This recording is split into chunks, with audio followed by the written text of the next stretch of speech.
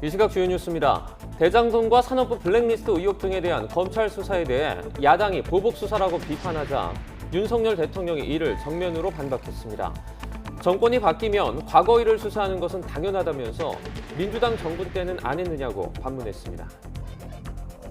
서해 공무원 피격 사건과 관련해 감사원이 국방부와 해경에 대한 감사에 착수하기로 했습니다. 두 기관의 사건 당시 보고와 발표 과정의 청와대 개입 여부도 드러날 전망입니다. 서해상 피격 사건으로 숨진 공무원의 유족이 당시 같은 배에 탔던 동료들의 진술 조서를 공개하며 당시 해경이 짜 맞추기 수사를 했다고 주장했습니다. 유족들은 문재인 전 대통령 고소와 대통령 지정 기록물 공개를 위한 행정소송도 검토하겠다고 밝혔습니다. 누리호 2차 발사 지연의 원인이 산화제 탱크 내부에 있는 레벨 센서 문제였던 것으로 조사됐습니다. 연구진이 센서 교체 후 이상이 없다고 확인한 가운데 발사관리위원회는 다음 주 화요일 재발사를 추진하기로 했습니다.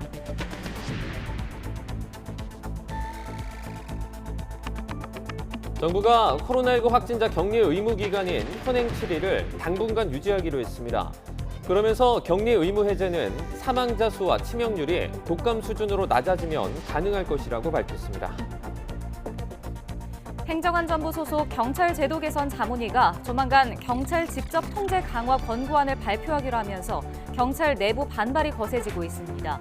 김창룡 경찰청장은 신속한 대응에 나서겠다며 예정된 해외 출장까지 취소했습니다. 2년 전 6명의 목숨을 앗아간 춘천 의암호 선박 전복사고 재판이 사고 발생 21개월 만에 처음 열렸습니다. 재판에 넘겨진 춘천시청 관련 부서 직원들은 하나같이 혐의를 부인하며 무죄를 주장했습니다. 미국 뉴욕 주식시장은 폭락세가 멈췄지만 종목에 따라 오르내림이 갈렸습니다. 뉴욕 증권거래소에서 다우지수 30 산업평균지수는 전날보다 0.13% 떨어진 29,884.78로 장을 마쳤습니다. 시청자 여러분 안녕하십니까? 6월 18일 토요일 굿모닝 YTN 2부 시작합니다. 누리호가 다음 주 화요일 2차 발사에 다시 도전합니다. 문제가 된 부품은 교체됐고 누리호 전체 점검 결과 문제가 없는 것으로 확인됐습니다. 기상에 변수가 없다면 누리호는 월요일 아침에 발사대로 이송하고 발사는 화요일에 추진할 예정입니다. 보도에 최소라 기자입니다. 지난 15일 발사대에 세워졌다가 기술적 문제로 다시 조립동으로 옮겨진 누리호. 일단 산화제 탱크의 레벨 측정 시스템에 오류가 발견돼 점검에 들어갔습니다. 산화제가 얼마나 충전됐는지 측정하는 레벨 센서에 잘못된 값이 계속해서 나타난 겁니다. 레벨 센서를 교체하려면 누리호 단을 분리해야 하기 때문에 다시 발사하려면 오랜 시간이 걸릴 것이라는 우려도 나왔습니다. 하지만 연구진은 레벨 센서 전체가 아닌 문제를 일으킨 일부 부품만 교체하는 방법을 찾아냈습니다. 누리호 1, 2단의 분리 없이 산화제 탱크 연결부 위에 사람이 직접 들어가 부품을 교체하는 방법입니다. 역시 단분리가 필요한지를 어저께 이제 저희가 도면하고 그다음에 해당 부위에 실제로 사람이 들어가서 작업이 가능한지를 이제 확인을 했고요. 그렇게 큰 공간은 아니지만 사람이 들어가서 우리가 그 전기 부품을 탈거를 할 수 있겠다라는 판단이 들어서 연구진은 부품 교체 작업을 아침 8시 반부터 시작해 오후에 완료했고 누리호 전체에 대한 최종 점검 결과 발사에 문제가 없다고 확인했습니다. 그 이상의 점검은 이익보다는 리스크가 더 크다라는 판단이 합의가 됐고요. 할 수 있는 모든 정기적 점검이 완료될 수 있기 때문에 진행하게 되었습니다. 따라서 예비일과 맞추기 위해서 서두른 것은 전혀 없다. 2차 발사를 위한 최종 점검은 일요일부터 본격화됩니다. 누리호는 월요일 아침 7시 20분 발사대로 옮겨지고 화요일 오후 4시에 2차 발사될 예정입니다. 다만 기상 상황에 따라 발사일은 다시 조정될 수 있습니다. YTN 사이언스 최소라입니다. 윤석열 대통령이 정치보복 수사를 하고 있다는 야당의 반발에 대해서 민주당 정부 때는 안 했느냐며 강한 어조로 반박했습니다. 문재인 정부에서 임명돼 임기가 남은 방통위원장과 권익위원장에 대해선 국무회의에 올 필요 없는 사람들이라고 언급해 사실상 사퇴를 압박했습니다. 보도에 박소정 기자입니다. 용산 대통령실 출근길, 윤석열 대통령은 백현동 비리 의혹, 산업부 블랙리스트 의혹 등에 대한 최근 수사를 놓고 정치 보복이라는 야당의 반발에 정면으로 반박했습니다. 정권이 교체되고 나면 형사사건은 과거의 일을 수사하는 것이지 미래의 일을 수사할 수는 없는 것이라며 이같이 반문했습니다. 민주당 정부 때는 안 했습니까? 그러니까 그거는 정상적인 사법 시스템을 자꾸 이렇게 정치 논쟁화하는 거는 저는 바람직하지 않다고 생각합니다. 이에 대해 대통령실 관계자는 수사에 대한 일반론을 말한 것이라며 특정한 정치적 의도가 없다고 확대 해석을 경계했습니다. 윤 대통령은 지난 14일 국무회의 참석 불가 통보를 받은 한상혁 방통위원장과 전현희 권익위원장에 대한 질문에도 단호한 입장을 밝혔습니다. 비공개 논의도 많이 하는데 그래서 굳이 올 필요 없는 사람까지 다 배석시켜서 국무회의를 할 필요가 있나 하는 생각은 있습니다. 국무회의에서 이런 인사들이 앉아있으면 다른 국무위원들이 주저할 수밖에 없다고도 언급했습니다. 문재인 정부에서 임명받은 두 위원장은 임기가 1년가량 남아있습니다. 직접 나가라고 말한 건 아니지만 물러나줬으면 좋겠다는 생각이 드신가요? 임기가 있으니까 자기가 알아서 판단할 문제 아니겠습니까? 사실상 사퇴를 압박한 것으로 풀이됩니다. 한상혁 전현희 위원장은 일단 업무에 전념하겠다는 뜻을 밝혀 아직은 잦은 사퇴 가능성에 선을 긋고 있습니다.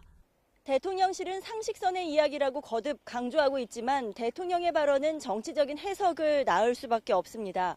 그런 만큼 야당 측 인사를 직접 겨냥한 언급은 통합 행보에 부정적인 영향을 미칠 수 있다는 우려도 나옵니다. YTN 박소정입니다.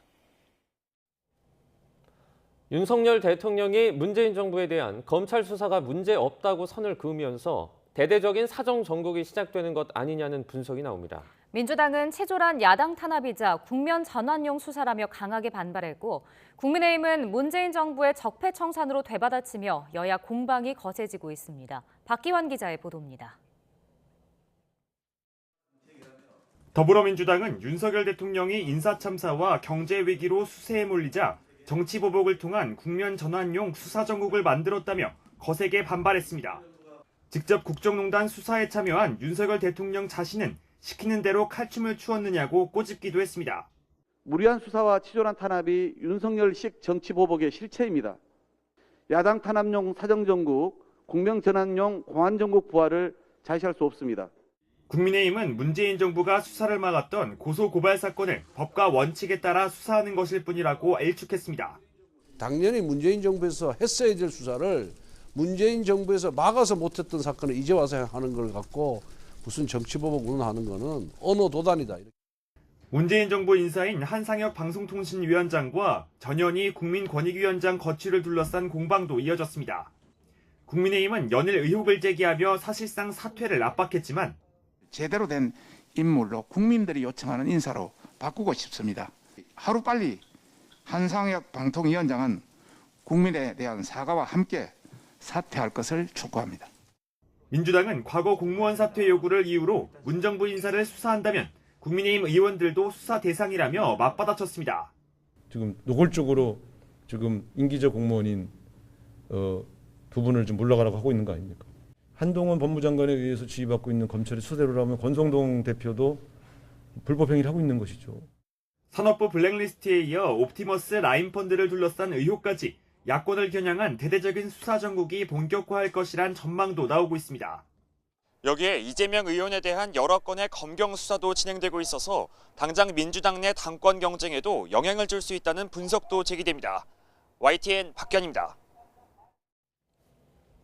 대통령실은 박순애 사회부총리 겸 교육부 장관 후보자와 김승희 보건복지부 장관 후보자, 김승겸 합참의장 후보자에 대한 인사청문 보고서 재송부 여부에 대해 오는 21일에 결정하겠다고 밝혔습니다.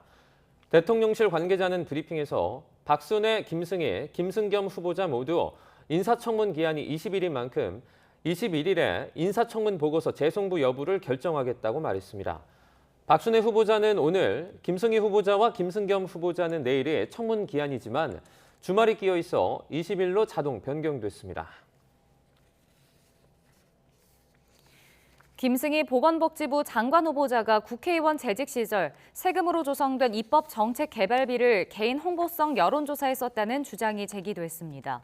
더불어민주당 신현영 의원실은 김 후보자가 이듬해 총선을 앞둔 2019년 9월과 12월 지역 주민을 상대로 여론조사를 하면서 입법 정책 개발비 1,000만 원을 사용했다고 밝혔습니다. 또 해당 여론조사에는 김 의원이 신속한 재건축 추진을 위해 안전진단 없이 재건축이 가능한 법안을 발의한 사실을 알고 있는지 등 홍보성 질문이 담겼다고 지적했습니다. 이에 대해 김승희 후보자 측은 입법 참고를 위해 정책 개발비 목적에 맞게 실시된 여론조사였다며 외부의 홍보 자료로 활용하거나 공표한 적이 없고 국회 규정상에도 문제가 없다고 덧붙였습니다. 백현동 특혜 의혹 수사를 위해 그제 성남시청을 압수수색한 경찰이 이재명 당시 시장과 직원들 사이의 이메일 자료는 구하지 못한 것으로 확인됐습니다. 이날 경기 남부경찰청은 업무용 이메일이나 메신저 기록을 확보하려 했지만 기록이 보존 연한을 넘겨 삭제돼 있었습니다. 앞서 성남시는 지난 2016년 메일 보관 용량을 확보하기 위해 보존 연한을 3년으로 제한했습니다. 경찰은 압수수색에서 개발 인허가 관련 서류 등은 확보해 분석을 하며 조사를 이어가겠다는 방침입니다. 백현동 아파트 부지는 지난 2015년 부동산 개발 회사에 매각이 된 뒤 자연 녹지 지역에서 준주거 지역으로 용도 변경이 됐는데 애초 전체 민간 임대로 계획이 됐던 가구 다수가 일반 분양으로 바뀌면서 특혜 논란이 불거졌습니다. 윤석열 대통령이 검찰총장이던 시절 부당한 방법으로 감찰과 징계를 주도했다는 의혹을 받았던 이성윤 법무연수원 연구위원과 박은정 수원지검 성남지청장이 검찰의 재수사를 받게 됐습니다. 서울고등검찰청은 그제 보수성향 변호사단체 한반도 인권과 통일을 위한 변호사 모임이 지난해 이 의원과 박 지청장을 불기소한 검찰 처분에 불복해낸 항고 사건을 다시 들여다보라는 재기수사 명령을 내렸습니다. 서울고검 관계자는 통상적으로 수사가 미흡하거나 법리 검토가 다시 필요할 때 재수사 명령을 내린다고 설명했는데 이에 따라 이번 사건은 지난해 각하 결정을 내렸던 서울중앙지검에서 다시 수사할 예정입니다. 윤석열 대통령이 북한 도발에 유엔 안전보장이사회는 단호하고 단합된 대응이 필요하다고 강조했습니다. 윤 대통령 부부는 호국 가족 등 130명과 식사를 하며 희생 정신을 계승하는 것이 국가의 품격이라고 말했습니다. 조은지 기자입니다. 지난달 25일 미국 바이든 대통령이 아시아 순방을 마치고 본토 상공에 진입한 시점, 북한은 한미일 세 나라를 타격할 수 있는 미사일 3발을 섞어서 쐈습니다. 미국은 즉각 유엔 안전보장이사회 추가 제재 결의안으로 맞섰는데 결국 불발. 상임이사국인 중국과 러시아가 반대한 결과입니다. 그리고 꼭 20일 뒤 윤석열 대통령은 유엔 사무총장과 첫 통화에서 단호한 대북 대응을 주문했습니다.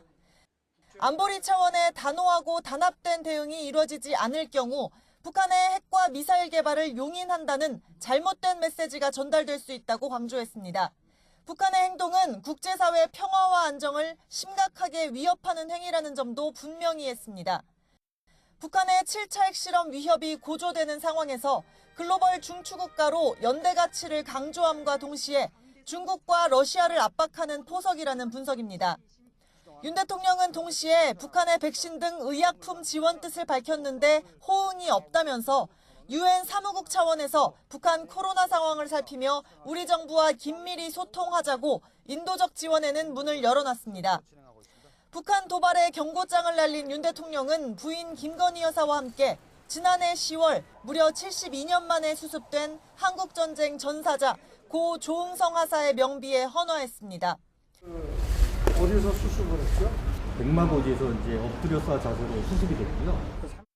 이어 국가유공자와 보훈가족 등 130명을 오찬장에 초청해 레드카펫에 의장대 도열로 예우했고 일일이 악수로 맞았습니다. 국가를 위해 희생하고 헌신하신 분들을 국민과 함께 기억하고 그 정신을 책임 있게 계승하는 것이 바로 국가의 품격이고 이젠 안보 우려 없이 두 다리 뻗고 잘 수 있겠다는 참석자들의 화답 속에 오찬은 무려 2시간 20분 동안 진행됐습니다. 비전을 가지고 행동을 하면 기적을 이룬다고 했습니다. 비행기! 감사합니다. 호국 영웅을 예우하는 것이 강력한 안보의 바탕이라고 믿는 윤석열 대통령은 호국 보훈의 달을 맞아 다음 주에도 참전 용사들과 일정을 계획하고 있습니다. YTN 조은지입니다. 북한의 신규 발열자가 여전한 가운데 최대 곡창지대인 황해남도 일대에 급성 전염병까지 창궐해 비상이 걸렸습니다. 지금까지 최소 2,000명이 영향을 받은 것으로 보입니다. 조수영 기자입니다. 김정은 국무위원장과 부인 리설주 여사가 나란히 앉아 생리적 식염수라고 적힌 약품을 살펴보고 있습니다. 북한 매체들은 김 위원장 부부가 급성 전염병 피해 지역에 개인 의약품을 기부한 사실을 대대적으로 선전했습니다. 가정에서 마련하신 약품들을 조선노동당 황해남도 해주시위원회에 보내시었습니다. 김여정 노동당 부부장 등 다른 간부들도 의약품 기부에 동참하며 민심을 다독이고 있지만 피해와 파장을 줄일 수 있을지 미지수입니다. 북한은 황해남도 일대에서 전염병에 걸린 규모가 800세대라고 밝혀 최소 2,000명이 영향받고 있는 것으로 추정됩니다. 그러나 실제 상황이 공식 발표보다 더 심각할 수 있다는 관측이 나옵니다.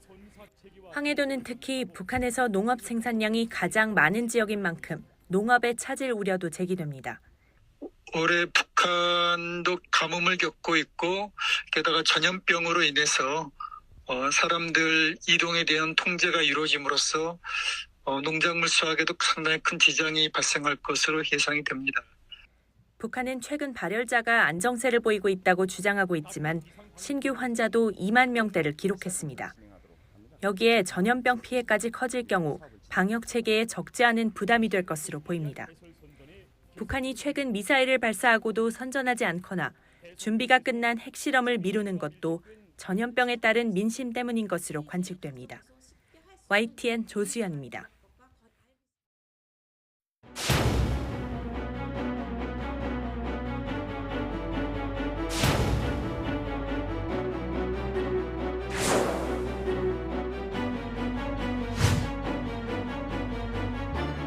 문재인 정부의 대북 저자세가 북한을 굴복시킨 거잖아요.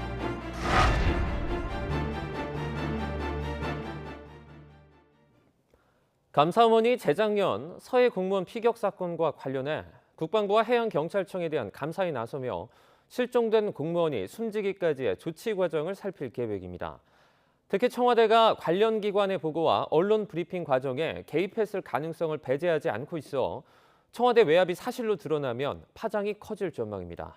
김세호 기자입니다. 감사원이 서해상에서 북한군에 피격돼 숨진 해수부 공무원 이대준 씨 사건과 관련해 국방부와 해양경찰청에 대한 감사에 착수합니다. 이 씨의 실종에서 피격에 이르기까지 국방부와 해양경찰청의 최초 보고 과정과 절차, 업무 처리의 적정성 등이 주요 감사 대상입니다. 감사원은 본격적인 감사에 앞서 우선 특별조사국 감사 인력을 투입해 두 기관의 세부 자료 수집에 나섰습니다. 사건 당시 해경과 국방부는 북한 통신 감청 자료, 해상 표류 예측, 이 씨의 채무관계, 도박 등으로 이 씨가 월북한 것으로 추정된다고 밝혔지만 최근 발표에서는 이 씨가 월북할 근거가 없다며 지난 정부에서 낸 결론을 뒤집었습니다. 이 같은 결론에 대해 이대준 씨 유족들은 당시 청와대가 이 씨의 월북을 뒷받침할 수 있는 자료에만 집중한 탓으로 의심하는 상황. 특히 국방부는 이번 발표에서 재작년 청와대 국가안보실에서 주요 쟁점에 대한 답변 지침을 하달받았다고 밝힌 바 있습니다. 이 때문에 관련 기관의 사건 보고와 발표 과정에서 청와대의 외압이 있었느냐 여부가 이번 감사의 핵심으로 떠오르고 있습니다. 사건 당시 업무를 맡았던 군과 해경 관계자뿐 아니라 군 당국과의 소통을 지휘하는 서훈 청와대 안보실장 등 청와대 주요 안보 라인들을 정조준할 수 있다는 얘기입니다. 이와 관련해 감사원 관계자는 감사 과정에서 청와대 외압 정황이 확인되면 당시 관련자들이 현직 공무원이 아니더라도 감사원법에 따라 조사를 받도록 할 수 있다고 말했습니다. 이어 감사를 거부할 경우 감사 방해죄로 처벌받을 수 있다고도 덧붙여 청와대 외압 가능성을 배제하지 않고 있음을 시사했습니다. 또 감사원법상 국방부 장관이 군 기밀이거나 작전상 지장이 있다고 소명을 하는 자료는 감사를 할 수 없지만 감사원 관계자는 수집하는 자료가 군 작전에 지장을 줄 만한 내용은 아닌 것으로 안다며 감사 진행에 문제가 없을 것이라고 말했습니다. 서해 공무원 피격에 대한 감사가 서서히 속도를 낼 것으로 보이는 가운데 감사 결과에 따라 관련 기관뿐 아니라 정치권까지 큰 파장을 일으킬 것으로 보입니다. YTN 김세호입니다. 국민의힘은 서해 공무원 피격 사건과 관련해 문재인 정부가 북한의 눈치를 보고 월북으로 몰아간 거 아니냐며 비판을 쏟아냈습니다. 하지만 더불어민주당은 강력한 항의로 북한을 굴복시켰던 사건이라며 거세게 반발했습니다. 이경국 기자입니다. 윤석열 대통령은 서해 공무원 피격 사건이 월북 시도 때문이었다는 판단이 뒤집힌 것과 관련해 직접 관여할 문제는 아니라면서도 향후 후속 조치를 지켜봐달라고 밝혔습니다. 대통령이 되면은 하여튼 억울함이 없도록 하겠다고 그 유족도 만났잖아요. 거기에 따른 후속 조치인데 앞으로 더 진행이 좀 되겠죠. 여당인 국민의힘은 당시 정권을 잡고 있던 문재인 정부를 겨냥했습니다. 섣부른 판단으로 숨진 공무원에게 월북 딱지를 붙인 공작 사건이란 겁니다. 해경이 수사를 시작하기도 전 월북으로 결론 내렸고 이는 당시 북한과의 대화 국면을 이어가기 위함이었을 거라는 주장도 나왔습니다. 이렇게 강큰 행위를 할 수 있는 것은 빽이 있어야 되고 왜 청와대 말고 어디가 있겠어요. 이 문제가 남북 관계를 다시 악화시키지 못하도록 국민의힘은 진실을 밝혀야 한다며 당내 진상규명 TF 구성에 나섰고 민주당을 향해 구체적인 상황이 담겨 있을 대통령 기록물 공개에 협조하라고 촉구했습니다. 민주당은 강하게 반발했습니다. 당시 문재인 정부가 즉각 강력히 항의했고 김정은 국무위원장의 사과까지 끌어냈다며 북한 눈치를 봤다는 주장은 사실이 아니라고 반박했습니다. 북한을 굴복시킨 거잖아요. 우리 국민이 북한 군인에 의해서 희생됐고 그걸 항의했고 그 사과를 받았습니다. 그걸로 마무리된 사건 아닙니까?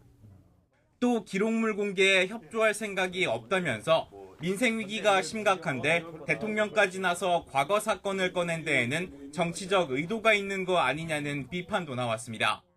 서해 공무원 피격 사건을 두고 신구 권력 갈등이 재점화하는 거 아니냐는 분석이 나오는 가운데 여야의 갈등도 더욱 깊어지는 모습입니다. YTN 이경국입니다.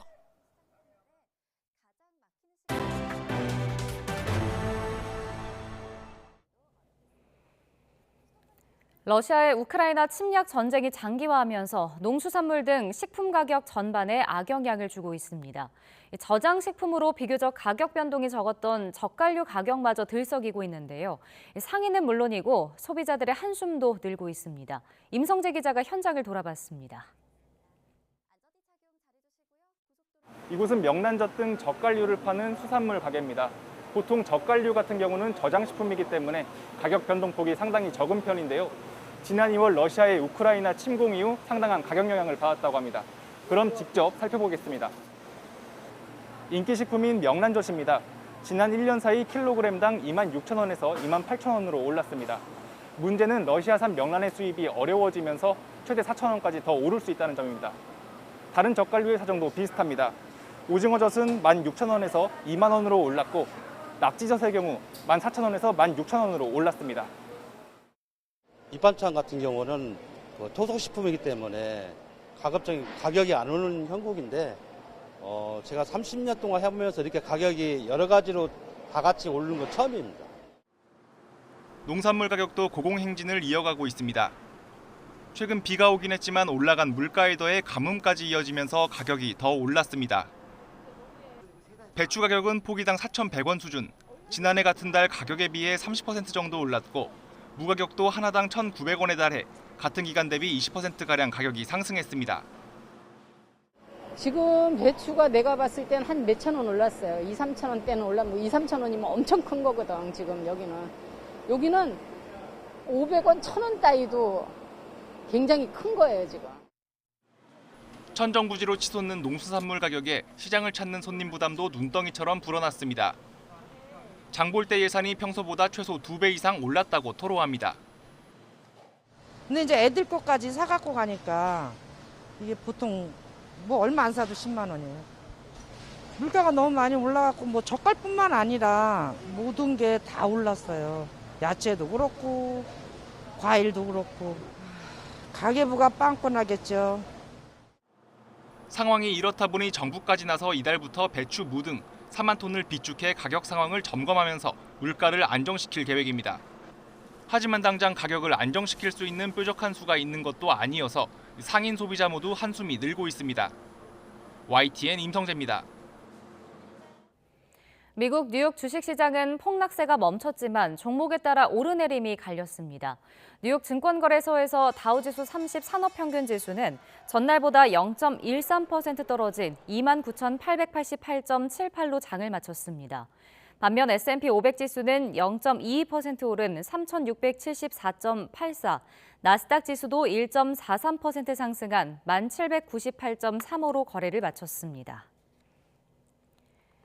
세계적인 금리 인상 속에 일본은행은 저금리 기조를 유지하기로 했습니다. 경기가 충분히 살아나지 않았다는 점을 이유로 들었는데 이 때문에 엔화 가치는 더 떨어지게 될 것으로 보입니다. 도쿄에서 이경아 특파원이 전해드립니다.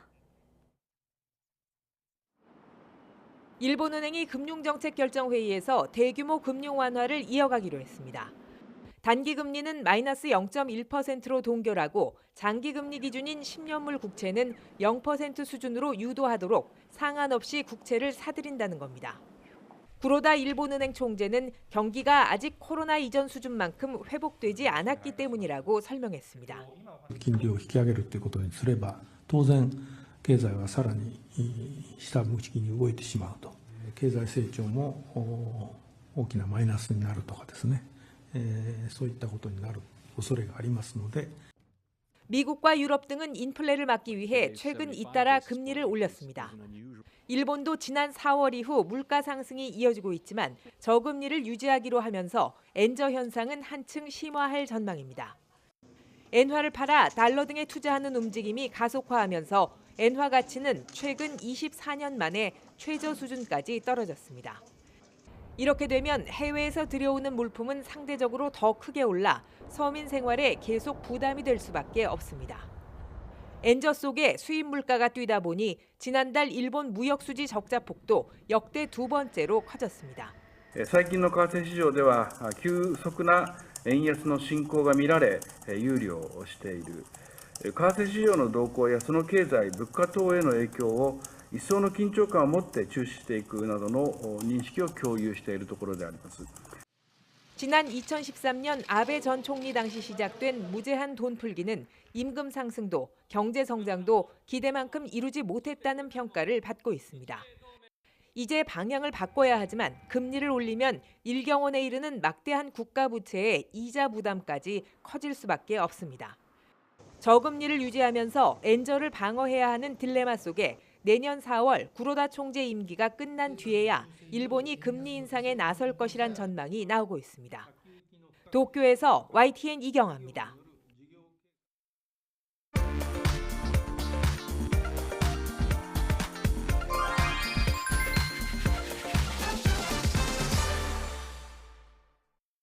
주말 동안 나들이 떠나신다면 날씨 상황뿐만 아니라 고속도로의 상황은 어떨지 궁금한 분들 많으시죠? 오늘 정체는 계속해서 길어지다가 오전 11시 때 정점을 찍겠습니다. 그렇다면 어디로 가기가 특히 버거울까요? 서울에서 부산까지는 6시간 10분으로 원활할 때보다 1시간 40분 정도 더 필요하겠습니다. 날이 더워질 때는 조금이라도 시원한 곳을 찾게 되죠. 강원 지역과 이어지는 노선들 위주로 정체는 시작됐습니다.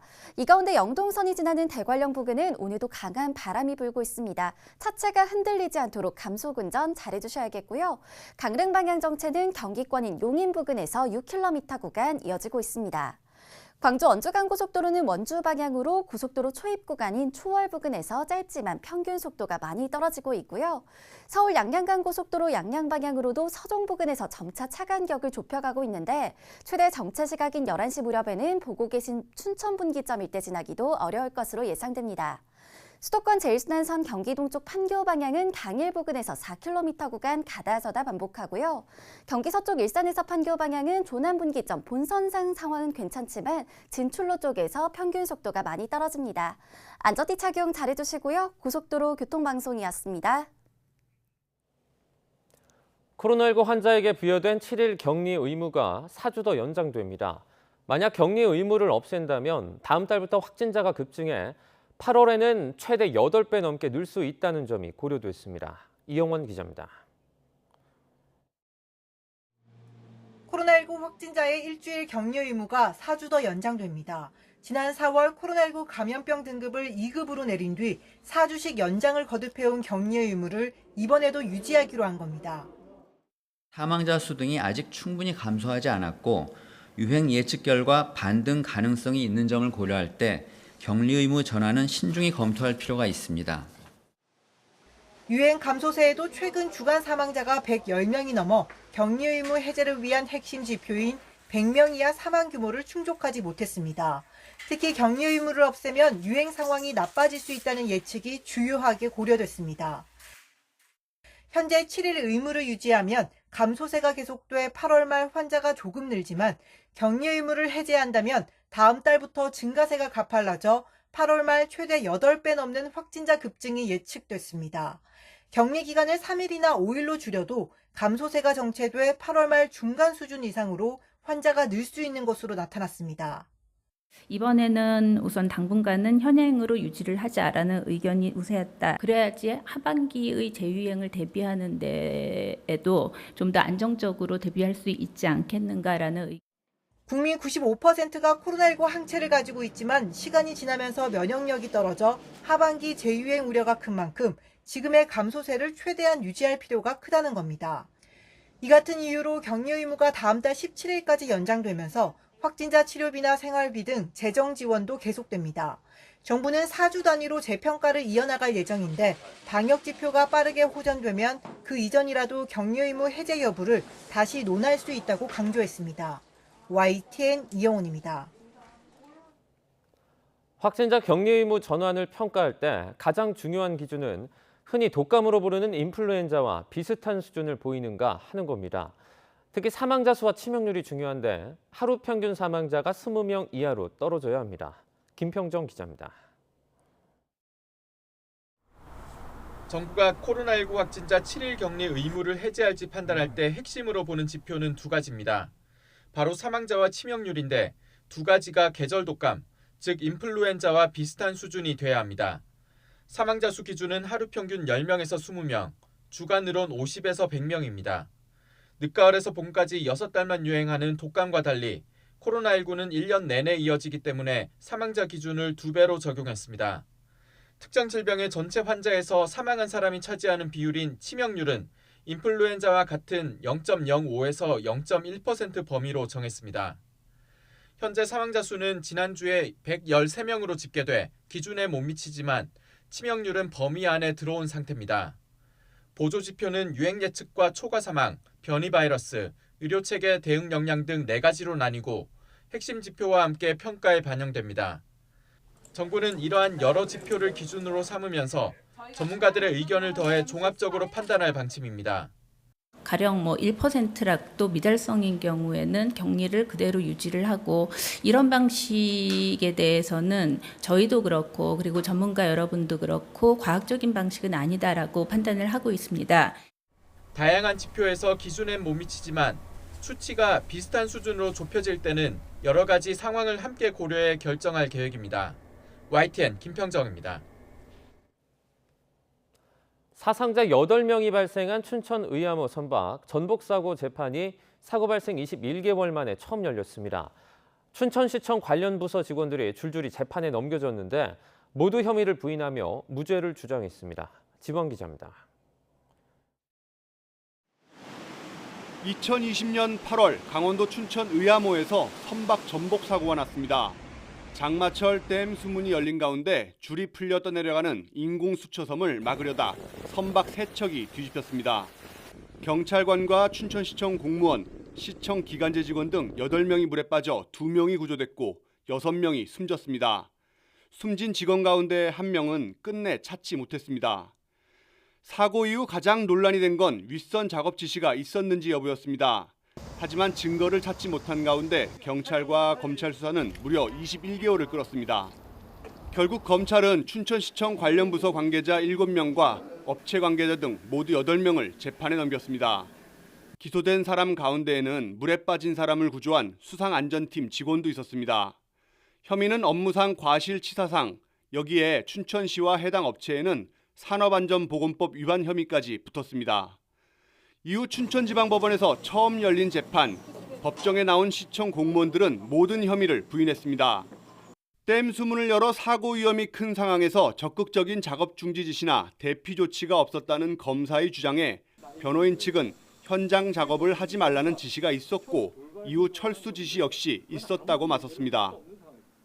작업을 하다가 이게 사고가 난 것이 아니라 작업은 다 종료되고 상황이 다 끝난 다음에 별개의 상황으로 그 돌발 행동으로 인해서 일이 벌어졌고 그걸 또 구조하려고 가다가 의암호 사고 현장입니다. 제 뒤로 사고의 계기가 됐던 수상통제선 철제 와이어가 보이는데요.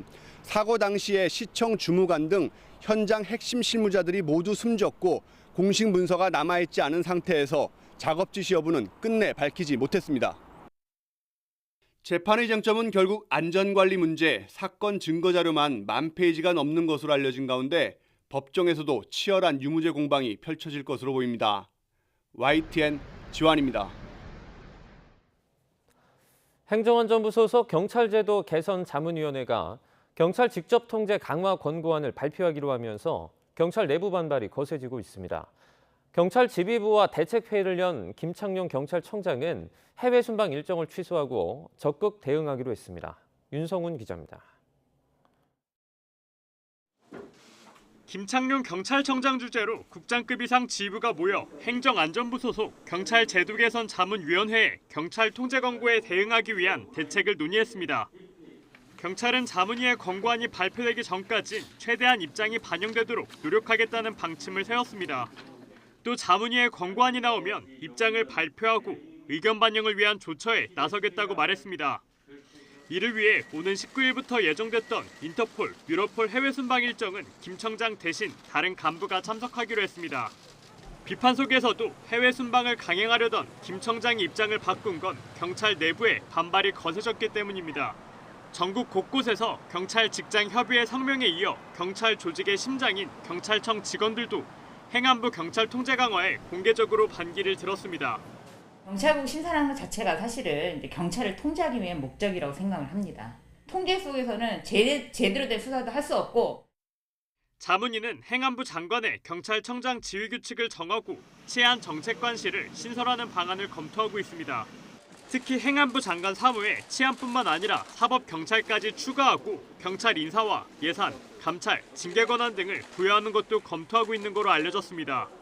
자문위가 오는 21일 이 같은 내용을 담아 발표할 경우 경찰 조직의 반발은 더 거세질 거로 보입니다. YTN 윤성훈입니다. 우크라이나 동부 돈바스 전투가 격렬해지며 민간인과 군인들의 피해가 커지고 있습니다. 희생자가 속출해 집단 무덤이 생기고 군인 사상자도 하루 1,000명대로 늘어났습니다. 보도에 김선희 기자입니다. 러시아의 미사일 공격으로 무너진 건물 더미에서 구급 대원들이 생존자를 찾고 있습니다. 세베로도네츠크와 강 사이를 두고 있어 쌍둥이 도시로 불리는 리스찬스크. 최근 공격 횟수가 잦아지며 민간인 피해가 늘어나고 있습니다. Я был дома, слышал взрыв, и пепел, и пыл, столб пыли пошел. Чую крики тут. 돈바스 최대 격전지 세베로도네츠크에서 숨진 민간인들도 이 지역에 집단 매장됐습니다. 300여 명이 묻혀 있는데 굴착기가 없어 흙도 제대로 덮이지 못한 채 방치돼 있습니다. 아직 세베로도네츠크에 12,000명, 리스찬스크에 4만 명의 민간인이 남아 있어 더 큰 인명 피해가 우려되고 있습니다. The actual death toll of hostilities on civilians is likely thousands higher. Bodies had been found in improvised individual or collective graves, in yards, streets, and parks, in unattended houses and apartments. 동부 돈바스 전투가 격렬해지며 우크라이나 군인들의 피해도 하루 1,000명 규모로 늘어났습니다. 우크라이나 당국은 이 가운데 200에서 500명의 병사가 목숨을 잃는다고 밝혔습니다. 러시아군의 피해도 크게 늘고 있습니다. 토니 라다킨 영국 국방참모총장은 러시아군도 지상 병력의 25%를 잃었다며 러시아는 전략적으로 실패하고 있다고 주장했습니다. YTN 김선입니다.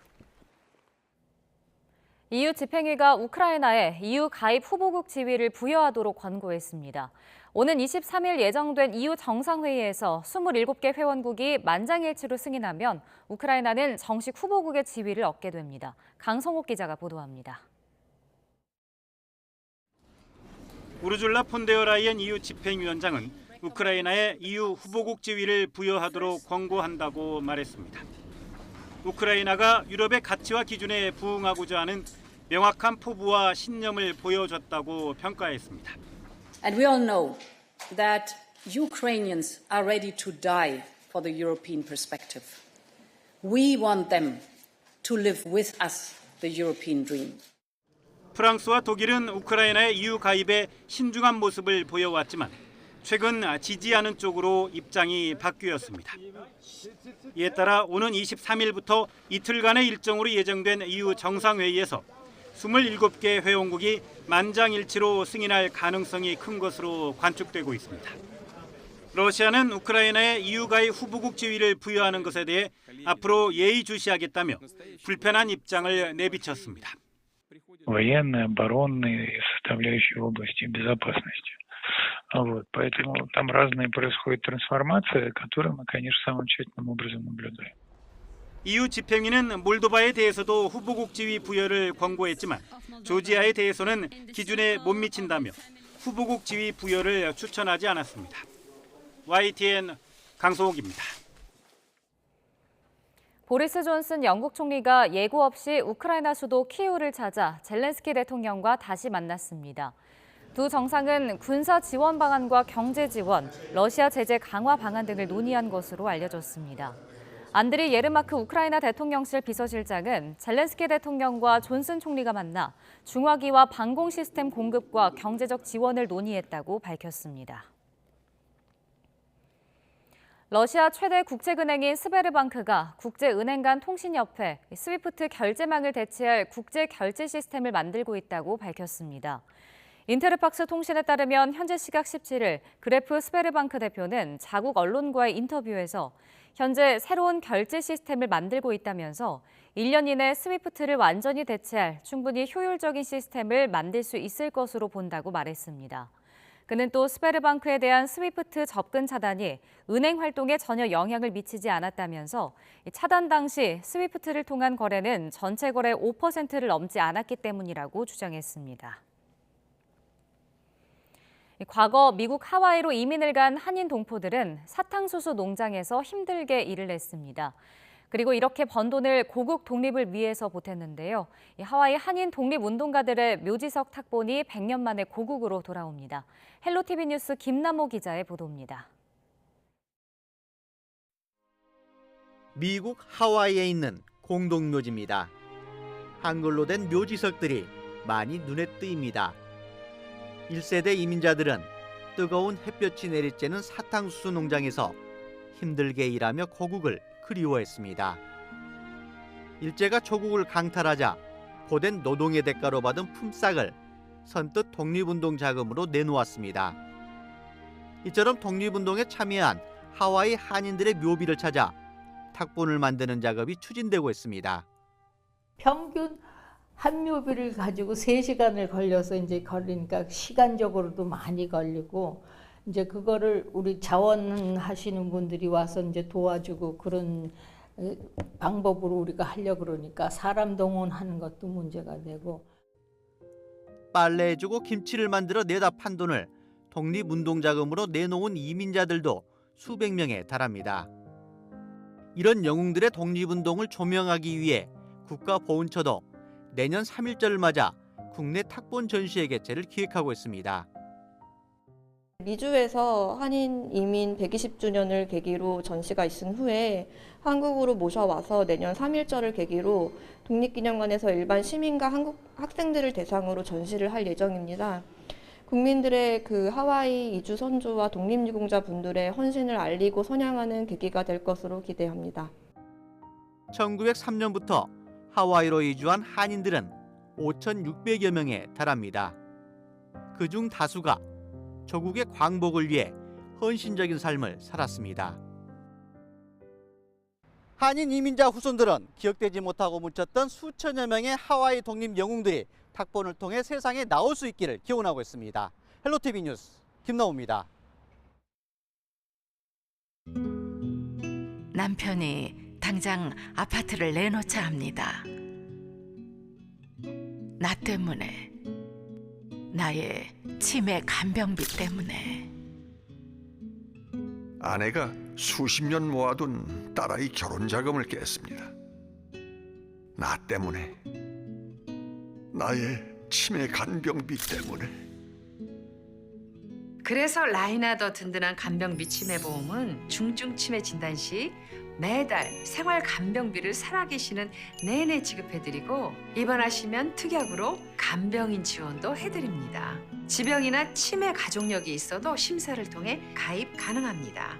가입 나이도 75세까지 가능하니까 지금 바로 전화주세요. 1670-7324 가입 만 1년 이후 보장.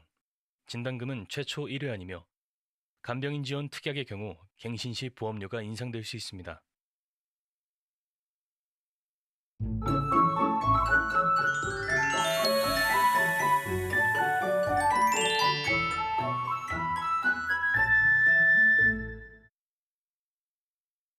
네, 이번 주말 때이른 더위의 기세가 이어집니다. 오늘 서울의 낮 기온이 30도, 특히 폭염주의보가 내려진 대구는 33도까지 치솟겠는데요.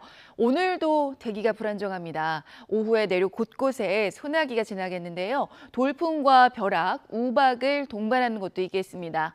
이후 밤부터는 서울, 경기와 충남 서해안을 중심으로 비가 내릴 것으로 보입니다. 현재 기온 살펴봅니다. 현재 서울이 22.1도, 그리고 강릉은 25.5도로 올해 첫 열대야가 나타나고 있고요. 이 낮 기온 살펴보면 서울이 30도, 춘천도 30도, 안동 31도로 예상됩니다. 이 월요일인 모레 제주도에 첫 장맛비가 시작됩니다. 본격적인 장마가 시작되기 전에 비 피해 없도록 대비 잘 해주시길 바랍니다. 날씨였습니다. 이 시각 주요 뉴스입니다. 누리호 2차 발사 지연의 원인이 산화제 탱크 내부에 있는 레벨 센서 문제였던 것으로 조사됐습니다. 연구진이 센서 교체 후 이상이 없다고 확인한 가운데 발사관리위원회는 다음 주 화요일 재발사를 추진하기로 했습니다. 대장동과 산업부 블랙리스트 의혹 등에 대한 검찰 수사에 대해 야당이 보복 수사라고 비판하자 윤석열 대통령이 이를 정면으로 반박했습니다. 정권이 바뀌면 과거 일을 수사하는 것은 당연하다면서 민주당 정부 때는 안 했느냐고 반문했습니다. 서해 공무원 피격 사건과 관련해 감사원이 국방부와 해경에 대한 감사에 착수하기로 했습니다. 두 기관의 사건 당시 보고와 발표 과정에 청와대 개입 여부도 드러날 전망입니다. 서해상 피격 사건으로 숨진 공무원의 유족이 당시 같은 배에 탔던 동료들의 진술 조서를 공개하며 당시 해경이 짜맞추기 수사를 했다고 주장했습니다. 유족들은 문재인 전 대통령 고소와 대통령 지정 기록물 공개를 위한 행정소송도 검토하겠다고 밝혔습니다.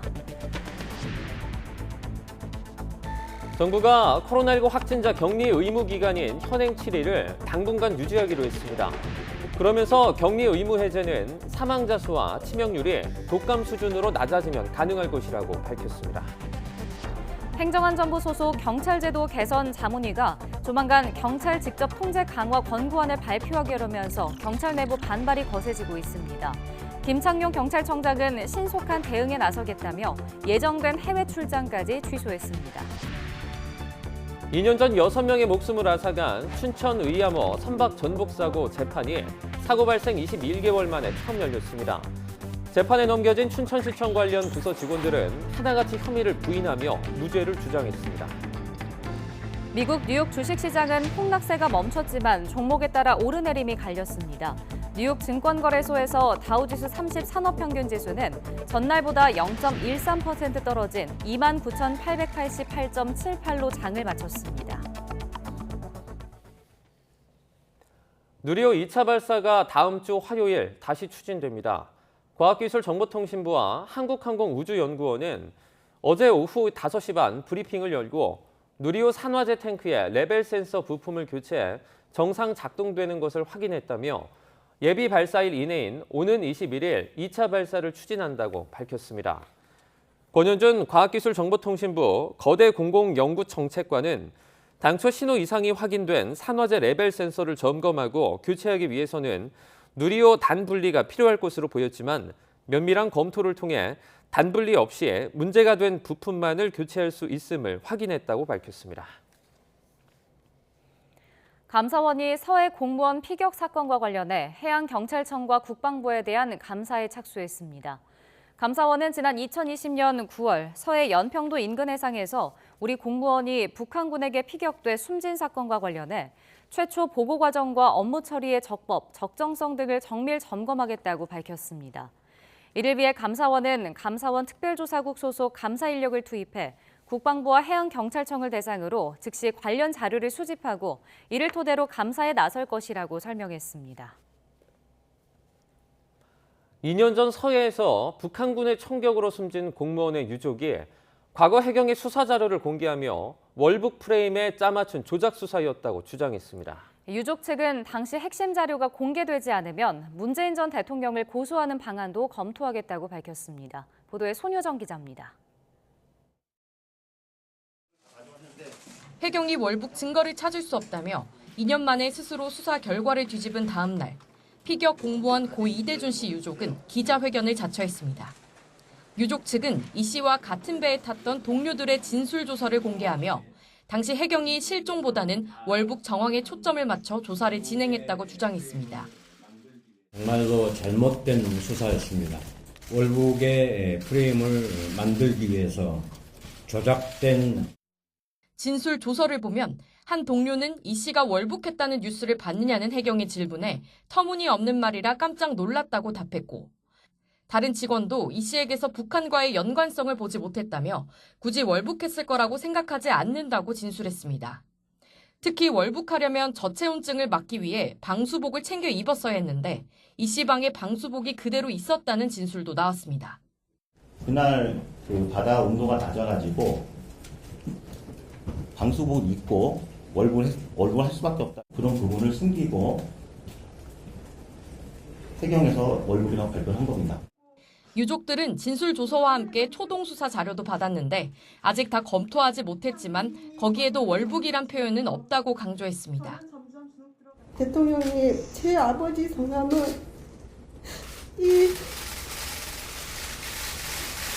태자 준자 이대준입니다.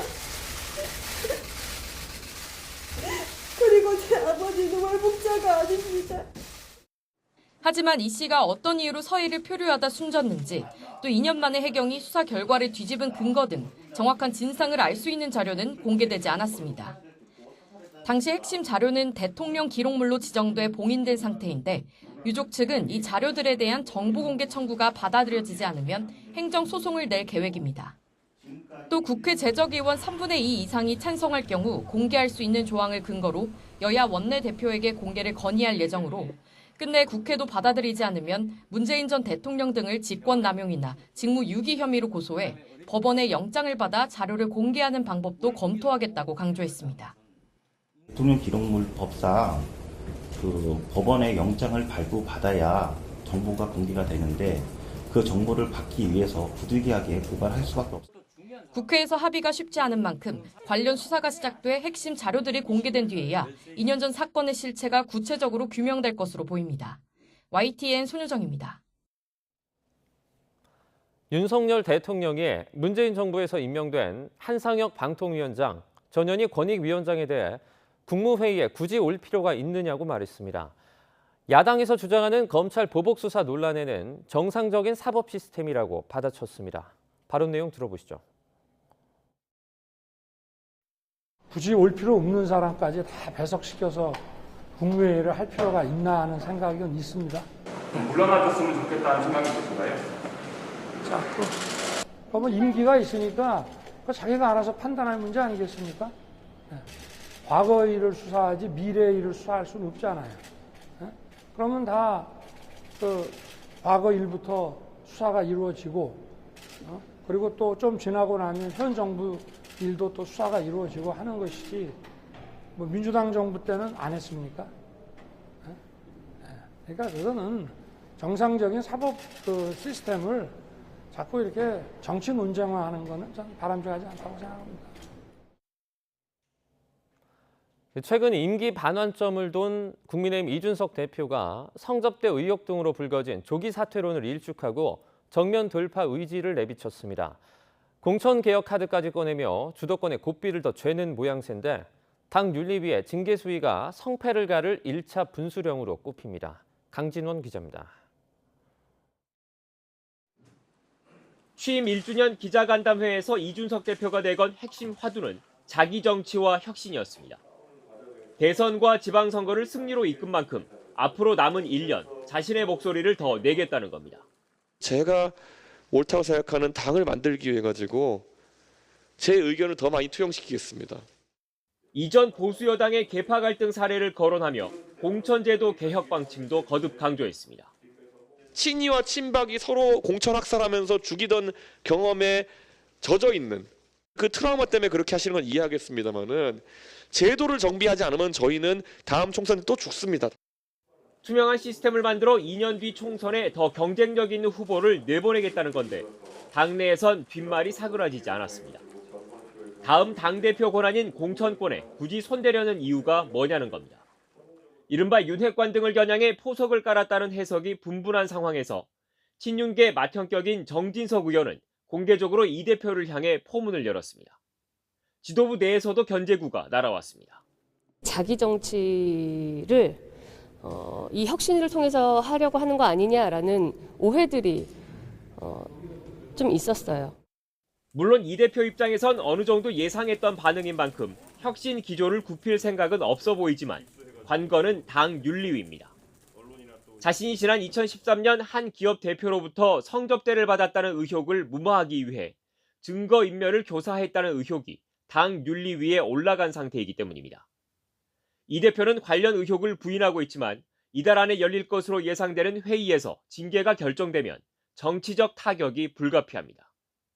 특히 일정 기간 당원권 정지 이상이 나올 경우 당 내는 물론 야당에서도 사퇴를 요구하는 목소리가 커질 수밖에 없습니다.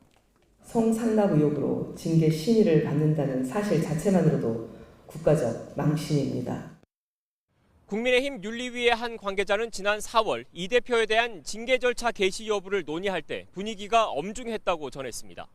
다만 실제 징계로 이어질지에 대해선 극도로 말을 아꼈는데 이 대표가 야심차게 추진하는 공천 혁신, 나아가 집권여당 대표로서의 입지가 중대 갈림길에 섰다는 분석이 많습니다.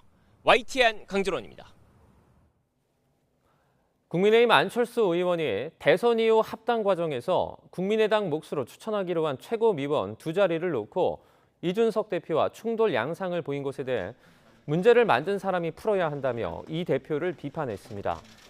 안 의원은 어제 SBS 주영진의 뉴스 브리핑에 출연해 자신이 문제를 만든 건 아니니 자신이 풀 의무는 없다며 이같이 말했습니다.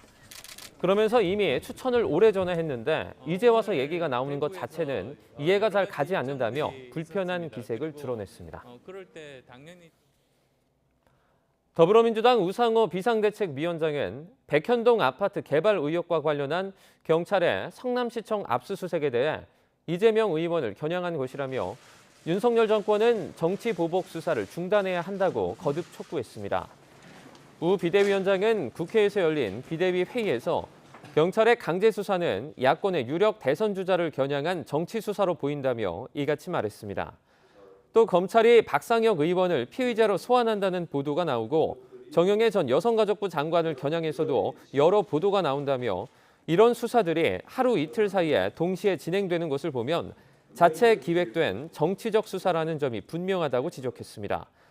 그러면서 오는 20일쯤 이들 수사에 대응하기 위한 당내 기구를 출범시키겠다고 덧붙였습니다.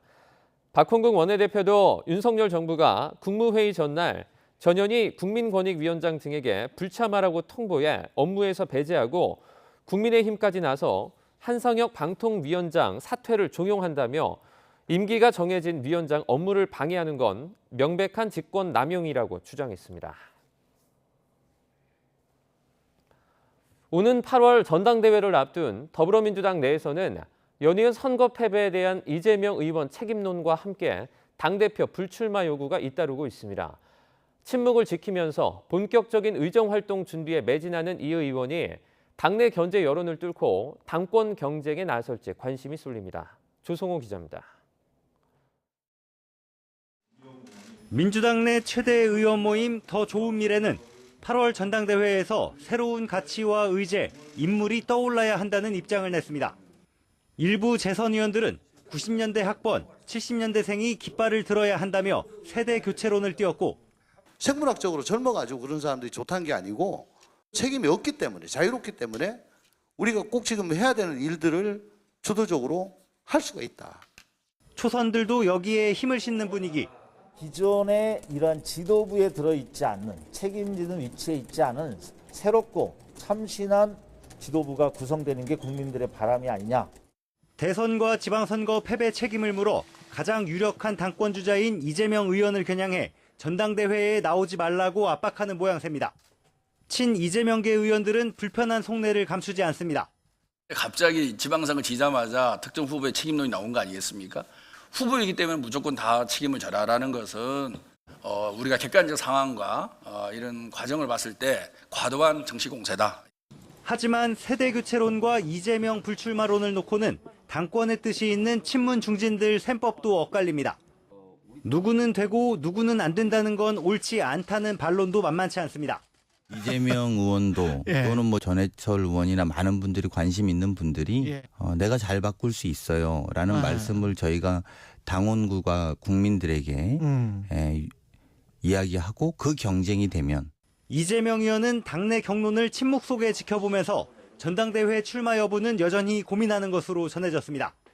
선거평가에서 이재명 책임론이 잇따라 터져나오는 것도 전당대회를 앞둔 계파 갈등의 연장선으로 보는 시각이 많습니다. 불리한 당내 여론을 돌파하고 이재명 의원이 당권 도전에 나설지 결심의 순간은 다가오고 있습니다. YTN 조성호입니다. 이런 가운데 YTN 취재진이 이재명 의원을 국회에서 단독으로 만나 당권 도전 등에 대한 입장을 물었습니다. 이 의원은 자신이 무건수행 중이고 가능하면 어려운 경제와 민생 얘기를 하는 게 좋겠다며 즉답을 피했습니다. 직접 들어보시죠. 전대 관련해가지고도 말씀 많기도 해서 혹시 뭐 마음 굳히신다거나 이런 것들이 좀 있으실까요? 혹시 뭐 고심하고 있으시면 뭐 그런 말씀이라도 좀. 정말로 제일 문제는 경제 문제입니다. 지금 경제 상황이 너무 나빠서 가능하면 우리 민생이나 경제 또는 국민의 삶 얘기를 좀 많이 하면 좋겠다는 생각이 드네요. 우리 서민들 고통이 너무 크기 때문에 국가적인 차원에서 그 민생을 챙기는 정책들이 반드시 필요하죠. 그래서 제가 예도 들었지만 법인세 감면보다는 저는 유류세 감면을 해라. 차라리 민생에 도움이 될 뿐만 아니라 물가 관리에 도움이 되겠죠. 제가 지금 부분 수행 중이자.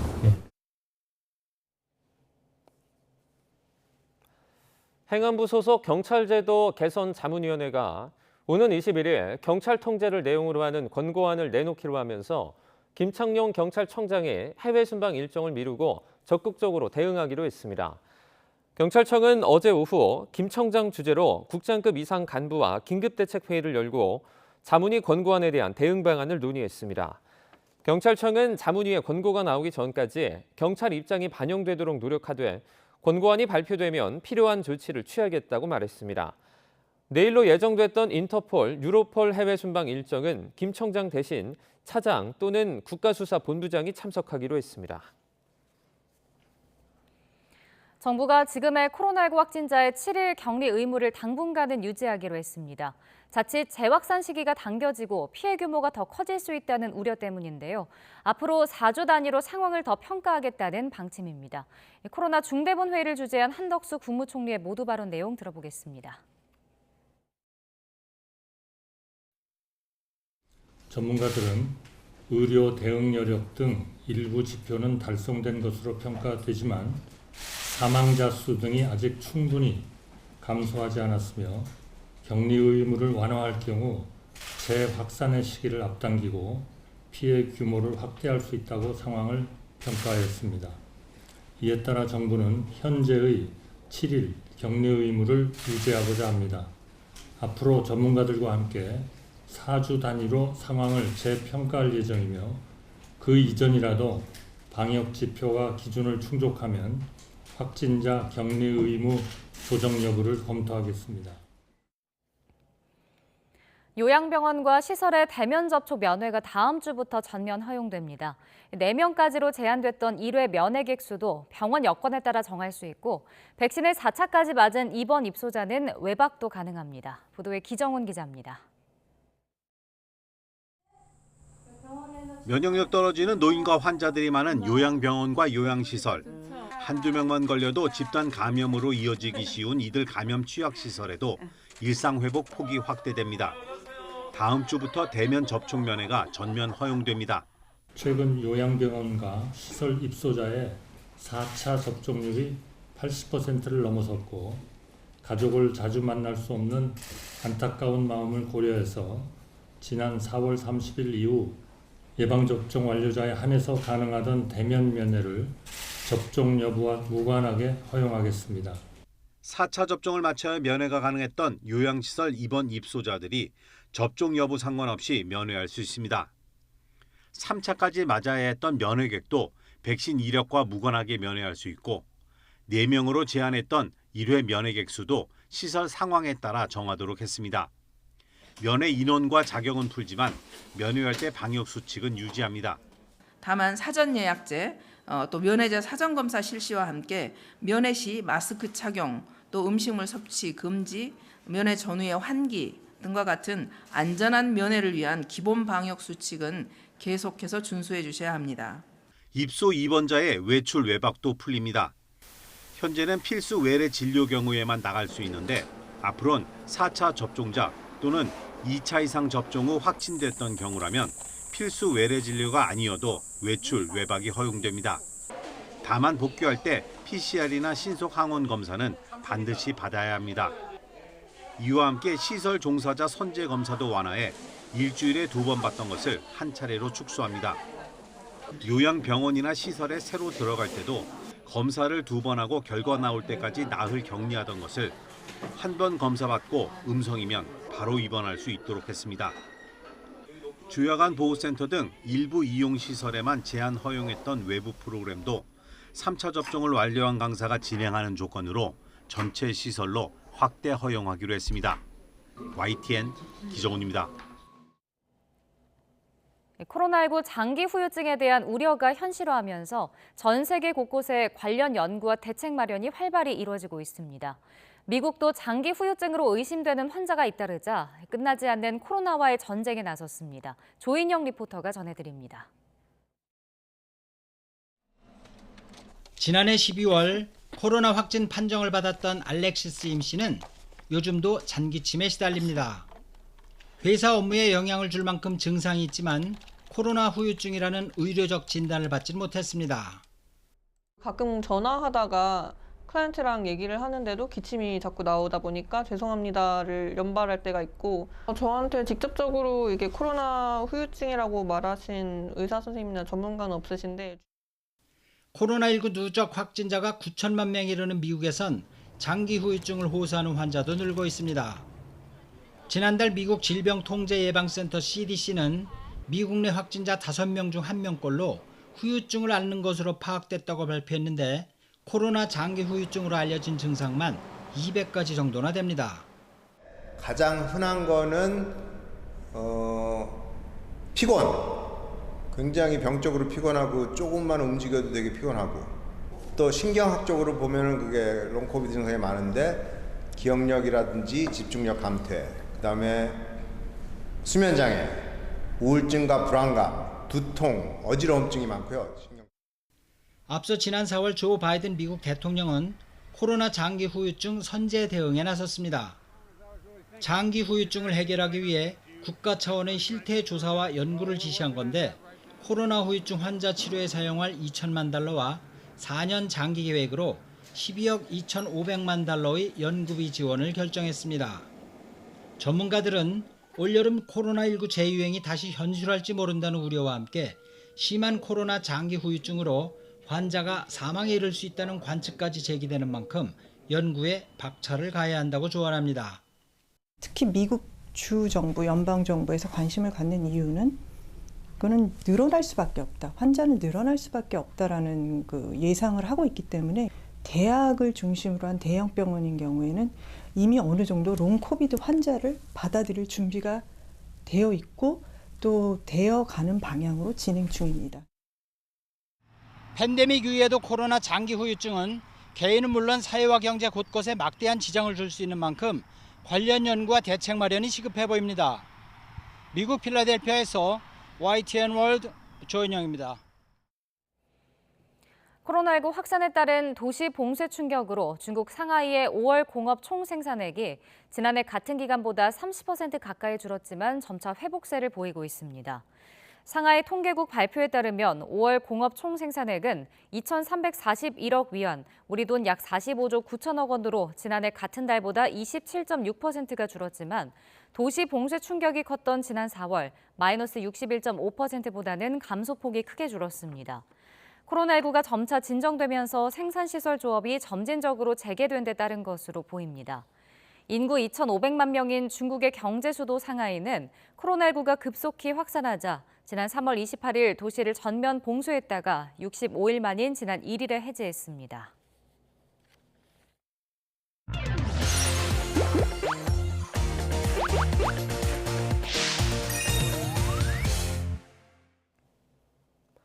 고물가와 금융불안 같은 악재가 겹치면서 부동산 시장도 빠르게 얼어붙고 있습니다. 지난해 폭등세를 보였던 서울 아파트값은 3주 연속 하락했습니다. 이런 가운데 윤석열 정부가 부동산 보유세 부담을 낮춰주는 정책을 발표했습니다. 한 주 동안 있었던 부동산 소식 조태현 기자가 정리했습니다. 이번 주 전국 아파트값은 한 주 전보다 0.02% 하락했습니다. 6주 연속 내림세인데 낙폭은 지난주보다 커졌습니다. 수도권도 지방도 약세를 면치 못했습니다. 서울은 3주 연속 하락세를 이어갔습니다. 전반적으로 하락폭이 커진 가운데 용산구와 서초구 정도만 강세를 유지했습니다. 고물가의 기준금리까지 빠르게 오르면서 일부 급매물 정도만 거래가 이루어지는 상황입니다. 인플레이션에 의한 경기 침체가 발생할 경우 부동산 시장도 동반 위축될 가능성이 높습니다. 다만 정부도 경기 침체를 방어하기 위해 수요 진작과 공급 확대를 총망라한 다양한 규제 완화 정책을 도입할 예정이어서 출범한 지 한 달이 넘은 윤석열 정부가 경제정책 방향을 발표했습니다. 부동산과 관련한 내용이 대거 포함됐습니다. 우선 부동산 가격 폭등으로 늘어난 세 부담을 지난 2020년 수준으로 되돌린다는 방침입니다. 1세대 1주택자의 과세 기준선을 높이고 공정시장 가액 비율을 조정해 재산세와 종합부동산세 등 보유세를 낮춘다는 겁니다. 이렇게 되면 지난해 공시가격이 15억 원짜리인 주택에 사는 경우 원래 257만 원이었던 종합부동산세가 69만 원으로 줄어들게 됩니다. 250만 호 이상의 주택 공급 로드맵을 조속히 마련하고 보유세 개편안을 7월 중 확정하며 1세대 1주택자의 평균 세부담을 20년 수준으로 경감하겠습니다. 정부는 생애 최초로 집을 살 땐 지역과 소득 제한 없이 집값의 최대 80%를 빌릴 수 있도록 해 이른바 주거사다리 형성을 지원하겠다고 설명했습니다. YTN 조태현입니다. 윤석열 대통령이 반도체 인력 양성을 사실상 국정개혁과제 1호로 꺼내들자 교육부는 다음 달 관련 대책을 내놓을 계획입니다. 학과 증설부터 대학 지원과 규제 철폐까지 속도전이 이어지고 있는데 관련 산업에 대한 정확한 이해 없이 숫자 맞추기에만 급급해선 안 된다는 목소리가 커지고 있습니다. 김연아 기자입니다. 교육부가 내놓을 인력 양성안은 중소기업과 대기업, 반도체 제조기업에서 관련 소부장 기업까지 필요한 모든 수준의 반도체 인력 양성에 방점을 찍는 분위기입니다. 하지만 대체 얼마나 어떤 인력이 필요할지 데이터부터 엇갈립니다. 한국산업기술진흥원은 연간 1,600여 명이, 한국반도체산업협회는 3,000여 명이 부족하다 하고 주요 기업의 올해 채용 예정 인원을 고려하면 10,000명 수준에 이른다는 전망도 나옵니다. 원하는 인력도 제각각입니다. 중소기업은 고졸과 전문대생이 급하지만 대기업은 석박사 인력난에 시달리고 있습니다. 게다가 반도체라고는 해도 설계와 공정, 소재 장비와 차세대 칩 연구 등에서 필요한 인력은 전혀 달라서 어떤 분야에서 얼마나 인력을 키울지에 대한 검토가 우선해야 한다는 지적도 나옵니다. 사실 반도체라는 게 이게 융합 분야지 않습니까? 전자공학과도 있고요. 관련돼서 신소재공학과, 화공과, 그다음에 생산 관리, 프로세스 관리 이런 쪽의 전문가들이 다 필요한 건데 그건 반도체 학과에서는 학부에서 이것들을 다 가르칠 것인지 저도 잘 모르겠습니다. 반도체 경쟁력을 확보하기 위한 고급 인력 육성 대책은 더 구멍이 많습니다. 당장 석박사를 가르칠 교수가 부족한데 산학 교수로는 한계가 있고 서울대도 27년 된 장비를 쓸 정도로 연구 환경이 열악하지만 정부 재원은 이제 확보해 가야 하는 단계입니다. 네, 이제 대충 110억 정도를 투자한다는 얘기죠. 여기에 문제가 있습니다. 여기에 정부가 반도체 분야 연구를 너무 투자를 안 합니다. 그러다 보니까 인력 양성할 수가 없는 거예요. 게다가 수도권 계약 학과가 늘면 지방대는 무슨 수를 써도 고사할 거란 위기감이 팽배하고 이제까지 반도체 업계로 흡수되던 전자공학이나 화공과는 취업 걱정에 학내 갈등 조짐도 보입니다. 또 최소 4년 뒤에나 졸업생이 쏟아져 나올 텐데 반도체 산업이 조정기 없이 지금의 취업 규모를 유지할지도 관건입니다. YTN 김연아입니다. 제롬 파월 미국 연방준비제도 의장이 물가 상승률을 2% 목표치로 되돌리는 일에 매우 집중하고 있다고 밝혔습니다. 파월 의장은 현지 시각 17일 워싱턴 DC에서 연준 주최로 열린 미국 달러와의 국제적 역할에 관한 회의 모두 발언을 통해 이같이 밝혔습니다. 파월 의장은 물가 안정 의무에 대한 연준의 강력한 약속은 가치 저장소로서 달러화를 향한 광범위한 믿음에 이바지할 것이라며 인플레이션을 잡는 데 주력하겠다는 의지를 강조했습니다. 파월 의장은 특히 연준의 두 가지 목표인 최대 고용과 물가 안정을 언급하면서 두 가지 의무 이행은 금융 안정성을 유지하는 일에 달렸다며 두 가지 의무에 대한 연준의 약속과 금융 안정성은 국제사회의 달러화를 보유하고 사용을 독려할 것이라고 말했습니다. 중국 시진핑 주석이 러시아 푸틴 대통령과 협력을 확대하기로 한 데 이어 인도, 브라질 등 브릭스 5개국과도 정상회의를 할 예정입니다. 중국이 미국에 맞서 반대 진영 구축에 나선 건데 세 번째 항공모함을 공개하면서 군사력 증강에도 본격적으로 나섰습니다. 베이징에서 강성웅 특파원이 보도합니다. 중국은 우크라이나 침공으로 제재를 받고 있는 러시아에서 원유와 가스 수입을 늘리고 있습니다. 아울러 러시아에다 인도와 브라질 등을 더한 브릭스 5개국과도 협력 확대를 추진하고 있습니다. 시진핑 주석은 다음 주에 브릭스 5개국 화상 정상회의를 주재하며 동반자 관계 구축을 제안할 계획입니다. 브릭스의 중앙아시아, 중동 지역 국가들도 참가하는 화상 정상회의도 곧이어 주재할 예정입니다. 除金砖国家领导人外，部分具有广泛代表性和独特影响力的新兴市场国家和发展中国家领导人将出席会议。 미국의 포위에 맞서 중국은 신흥 경제국이나 개발도상국들을 모아 진영 대결에 나서고 있습니다. 특히 브릭스 정상회의를 나토 정상회의보다 6일 먼저 개최해 기싸움 양상도 보이고 있습니다. 중국은 세 번째 항공모함인 푸젠함을 진수시키면서 미국과의 군사력 경쟁도 계속하고 있습니다. 푸젠함은 랴오닝함, 산둥함과는 달리 함재기가 평면 갑판에서 이륙하는 사출형으로 개량됐습니다. 중국은 2035년까지 항공모함을 6척으로 늘려 11대를 보유한 미국을 바짝 추격한다는 계획입니다. 러시아의 우크라이나 침공 이후 세계가 점점 두 개의 진영으로 나뉘고 있어 선택을 해야 하는 국가들의 고민도 커지게 됐습니다. 베이징에서 YTN 강성웅입니다. 러시아가 유럽에 대한 천연가스 공급을 대폭 축소하면서 유럽 전역의 에너지 고갈 위기감이 고조되고 있습니다. 최악의 경우 한겨울에 천연가스 재고가 바닥날 수도 있다는 우려가 나오면서 유럽 각국은 대책 마련에 부심하고 있습니다. 보도에 임수근 기자입니다. 지난 14일 러시아 국영가스회사 가스프롬은 독일로 향하는 가스 공급량을 40%가량 줄였습니다.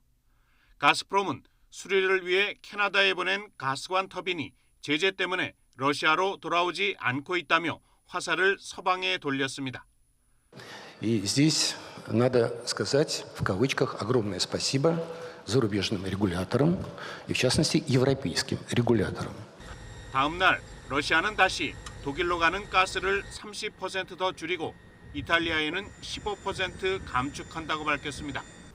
독일과 이탈리아는 러시아가 가스를 정치적으로 이용한다고 반발했지만 유럽 천연가스 선물 가격은 42%나 급등했습니다. 유럽연합은 이스라엘산 가스를 추가로 공급받기 위한 수입 협약을 체결하는 등 새로운 공급선 물색에 부심하고 있습니다. 무려 60%나 가스 수입이 차단된 독일은 지금은 에너지를 아낄 때라며 국민들에게 절약을 호소했습니다. 수입가스의 46%를 러시아에 의존하는 그리스는 예정된 석탄 발전소 폐쇄를 미루고 올해와 내년 석탄 생산량을 50% 증산한다고 밝혔습니다. 전력의 70%를 원전에서 생산하는 프랑스는 차세대 유럽형 가압 경수로 준공에 전력을 기울이고 있습니다. Sur une centrale aujourd'hui qui est en pré-exploitation, avec l'ensemble des bâtiments qui sont pratiquement finis, on a un niveau de finition supérieur à 95%. 유럽은 천연가스 공급의 약 40%를 그동안 러시아에 의존해 왔습니다. 이런 가운데 러시아 측은 유럽행 가스관을 완전히 닫을 수도 있다고 위협하고 있어 유럽의 에너지 대란은 출구 찾기가 쉽지 않아 보입니다. YTN 임수근입니다. 일본 정부가 세계 최대 반도체 위탁 생산업체인 타이완의 TSMC 구마모토 공장에 4조 5천억 원의 보조금을 지급하기로 결정했습니다. 미중 신냉전이 날로 격화하는 가운데 타이완과 미국, 일본의 반도체 동맹이 본격화하는 모양새입니다. 김원배 기자가 보도합니다. 세계 최대의 반도체 위탁 생산업체인 타이완 TSMC는 2024년 12월 양산을 목표로 일본 규슈의 구마모토 현에 첨단 반도체 공장을 짓고 있습니다. 일본 언론에 따르면 일본 정부는 가기를 열고 TSMC의 이 구마모토 공장에 4,760억 엔, 우리 돈으로 4조 5천여억 원의 보조금을 지급하기로 결정했습니다. TSMC 구마모토 공장은 일본이 반도체 산업 강화를 위해 조성한 6,170억 엔, 우리 돈 약 6조 원 규모 기금의 1호 지원 대상으로 선정됐습니다. 하기우다 고이치 일본 경제산업상은 가기 뒤 기자회견에서 TSMC의 구마모토 공장 투자액 86억 달러, 우리 돈 11조 원 가운데 일본 정부가 절반 가까이 지원하게 됐다고 밝혔습니다. 일본 경제산업성은 경제 안전 보장의 확립을 위해 일본 내 반도체 생산 능력을 확보한다는 차원에서 TSMC 반도체 공장에 투자를 결정했다고 밝혔습니다. 일본은 반도체 산업 전성기인 1980년대 후반에 세계 시장의 50%가량을 차지했지만 관련 산업 육성 정책이 실패하는 바람에 세계 시장 점유율이 현재 10% 수준으로 떨어진 상황입니다. TSMC는 미국 애리조나주 피닉스에도 2024년 완공을 목표로 120억 달러 규모의 반도체 생산 공장을 건설 중입니다. 지난 2020년 당시 도널드 트럼프 대통령의 미국 투자 요구에 부응한 것입니다. 이처럼 TSMC가 공장 건설을 통해 미국, 일본과의 협력 관계를 강화한 반면 미국 정부의 제재에 동참해 화웨이의 반도체 공급을 대부분 중단하면서 중국과의 관계는 다소 껄끄러워졌습니다. YTN 김원배입니다.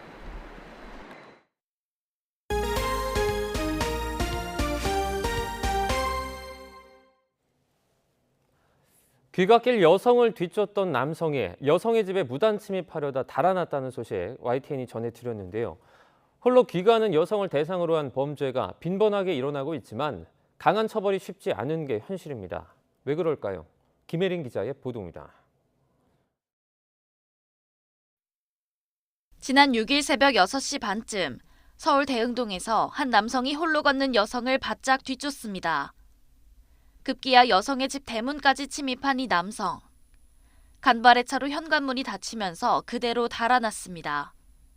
골목길 시작되고 조금 더 걸어갔는데 그 남자가 진짜 정말 저를 너무 바짝 쫓아오는 거예요. 스트레스도 심하고 신경이 계속 곤두서 있고 계속 긴장이 되어 있고. 비슷한 범죄는 이전에도 있었습니다. 지난 2019년 5월 서울 신림동에서는 30대 남성이 귀가하던 여성을 뒤쫓아 집에 들어가려다 미수에 그치는 사건이 일어났습니다. 남성은 강간미수와 주거침입 혐의로 재판에 넘겨져 징역 1년을 선고받았습니다. 당시 재판부조차 남성이 강간을 저지르기 위해 범행한 게 아닌가 하는 의심이 든다고 지적했지만 강간미수 혐의는 유죄로 인정되지 않았습니다. 왜 그럴까? 여성을 뒤쫓는 범죄에 강간미수 혐의를 적용하려면 피의자의 성폭력 의도까지 법원에서 인정해야 합니다. 이것 자체가 불가능합니다. 의도나 생각을 처벌하는 법 자체가 불가능하므로 실제로 일어난 행위에 대해서만 처벌할 수 있습니다. 건장한 남성이 집에 가는 길에 일어났다라고 하면 사람들이 아마 이걸 보면서 이렇게까지 놀라고 이런 건 강간미수 아니냐 막 이렇게 여론이 들끓고 하지 않았을 겁니다. 의심이 짙다 하더라도 행위를 한 게 아니기 때문에 의심만으로 처벌할 수는 없다는 겁니다. 그런데 여성 10명 가운데 7명은 모르는 남성의 주거 침입을 성범죄의 예비나 미수 단계로 여기는 게 현실입니다. 따라서 강력범죄 의도가 있다고 보이는 경우에는 관련 법으로 대신 처벌을 강화해야 한다는 지적이 나오고 있습니다. 주거침입죄 자체의 형량을 강화하는 것도 하나의 방법입니다. 우리 법정형이 굉장히 낮게 되어 있어요. 3년 이하, 500만 원 이하의 벌금이면 정말 주관주의적으로 그 사람의 마음을 처벌할 수 없다면 그러한 어떤 성폭력의 의도가 보이는 사건이라면 적어도 강간미수로는 처벌할 수 없지만 주거침입죄의 어떤 법정형을 조금 높게 만들므로써 모르는 남성이 집까지 뒤쫓아오는 무서운 경험이 있는 여성이라면 일상 속에서 늘 공포를 느끼고 삽니다. 이를 해소할 법 개정 논의가 필요해 보입니다. YTN 김혜린입니다. 우크라이나의 동부 요충지 세베로도네츠크가 러시아군에 포위되면서 제2의 마리우폴이 되고 있습니다. 도시가 고립되면서 주민들은 수도 전기등이 끊기고 물자 공급도 안 되는 상황에서 고통스러운 생활을 이어가고 있습니다. 보도에 김영근 기자입니다. 러시아 동부 세베로도네츠크. 연일 날아드는 포탄으로 건물은 부서지고 불에 탔습니다. 주민들은 폭격을 피해 학교 건물이나 지하실에서 숨어 지냅니다. 전기와 가스, 수도는 모두 끊겼습니다. 외부와 단절되면서 식량 구하는 것도 어려워졌습니다. А як без води, без світла, без газу, без тепла? Як ви думаєте? Дуже погано. Це спасибо вам, що бачите, які ми всі замурзані, грязні. 루안스크주를 대부분 장악한 러시아군은 요충지 세베로도네츠크에 맹공을 퍼붓고 있습니다. 세베로도네츠크는 외부로 향하는 다리가 모두 폭파돼 사실상 고립된 상태입니다. 러시아군에 포위된 채 몇 달을 버티다 함락된 남부 요충지 마리우폴의 판박이인 셈입니다. Северодонецк фактически уже блокирован после того, как вчера они подорвали последний мост, который соединял с Лисичанском, поэтому те воинские подразделения украинские, которые там остались, они остались там уже навсегда. У них два варианта. 우크라이나군 상황 또한 마리우폴과 비슷합니다. 마리우폴에선 제철소의 은신에 마지막까지 저항했는데 이곳에선 화학 공장에서 결사항전을 벌이고 있습니다. 공장에는 민간인도 수백 명이 대피해 있는 것으로 알려졌습니다. 현재 고립된 세베로도네츠크 안에 남아있는 것으로 추정되는 주민은 12,000명가량. 러시아 측에서 민간인 대피 통로를 열겠다고 밝혔지만 아직 강감무소식입니다. 주민들은 외부 지원마저 끊긴 상황에서 하루하루를 공포와 고통 속에서 지내고 있습니다. YTN 김영근입니다. 블라디미르 푸틴 러시아 대통령은 세계 경제 위기가 러시아의 우크라이나 침공과 관련이 없다고 주장했습니다. 푸틴 대통령은 러시아 상트페테르부르크에서 열린 국제경제포럼 전체 회의 연설에서 이같이 말했습니다. 푸틴 대통령은 오히려 경제 위기는 주요 7개국 G7의 무책임한 거시경제 정책의 결과라고 지적했습니다. 푸틴 대통령은 특히 러시아는 곡물 가격 급등에 책임이 없으며 미국의 통화 남발과 국제시장에서의 식량 구매가 근본 원인이라고 주장했습니다. 토요일 아침 굿모닝 YTN은 여기까지입니다. 잠시 후 뉴스와이드가 방송됩니다. 시청해주신 여러분 고맙습니다.